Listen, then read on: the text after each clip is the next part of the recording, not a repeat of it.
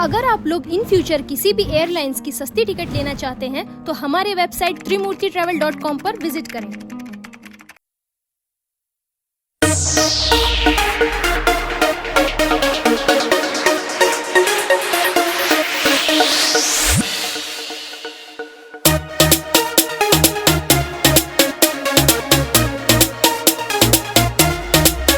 रोज मेरे गली में ये स्टाइल झाड़ते हो,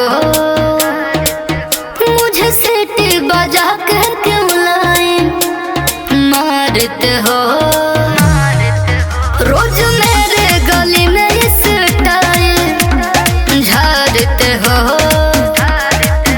मुझे सीटी बजा के क्यों लाइन मारते हो।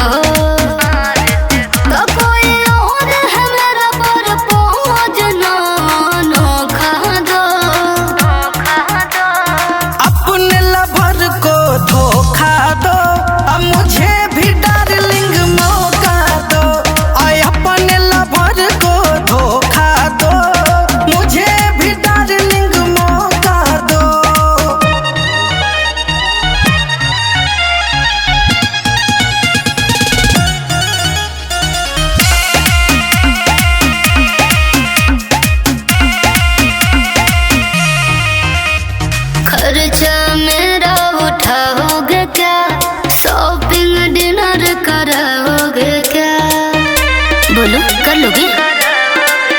भूल जइबू भरवा के अपना प्यार दे देंगे हम तुमको इतना।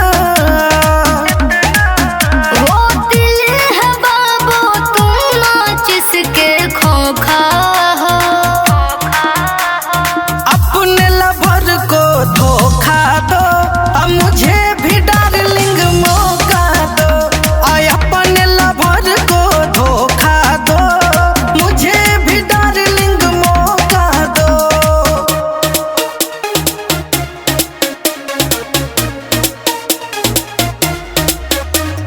प्यार यदि करोगे खोल के मैं पटूंगे